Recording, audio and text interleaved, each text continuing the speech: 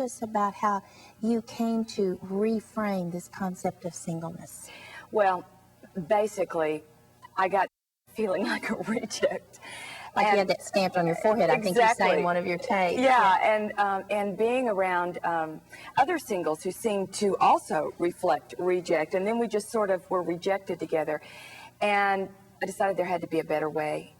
And I started putting my mind to it and realizing that singleness or married, your condition is a mindset first. And if you really understand that, that's where exuberance begins.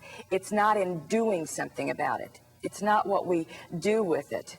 It's what we decide to make of our gifts and that they are worthy, as opposed to lots of advice you get. Well, just, you know, do they have to be perfect to go on a date? If you're just dating, surely you won't feel like a reject. Eventually someone will come along, huh? And you know, it's interesting. With that philosophy, for example, that just do something and it'll get better philosophy, here's what happens.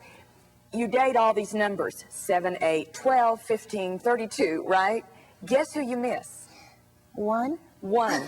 Yeah.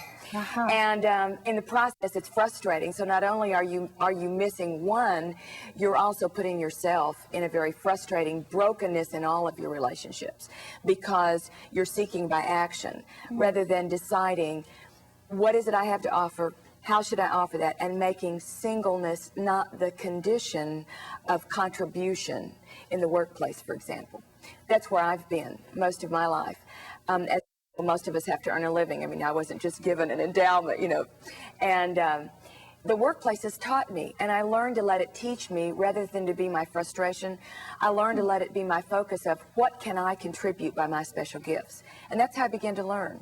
As I saw my gifts expand and be used in the workplace, then I began to think, I don't feel so much like a reject. Gee, I wonder if that carries over into the other part of my life. And as I discovered that it did, I discovered it's where I keep my mind. It's what I feed my mind with that makes my condition, regardless of single or married or resingled, livable and exciting, not just okay, but exuberant. And that's where I came to exuberant. Not just waiting, but there's an active part of that, but it's not in the doing, it's in the being. It's in the being, absolutely. And that's so hard, because for singles particularly, everybody puts in your face, do something. Do something. Go somewhere. Go somewhere. Be with somebody. Be with someone. Here's another strategy. If you just go to the local gym, for example, that'll be it. That's it. That's where. Or no, there's this great grocery store. Our coffee shop. Our coffee shop. Right, now it's coffee shops. That's got to be it. What's on your list? Yeah. Believe me, I've looked under all those rocks. Trust me, I know what is under those rocks. That isn't where it is. It's what you carry with you. It's how you decide to be. All the time, it's consistent.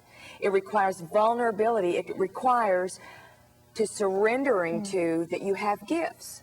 See, it requires surrender, vulnerability. Again, just a total to create consistency. Different mindset, if you will. And we'll talk about how you come to that. What are some things that you begin to tell yourself so you can be the person God created you to be instead of out on this hunt all the time? I'm glad you're here.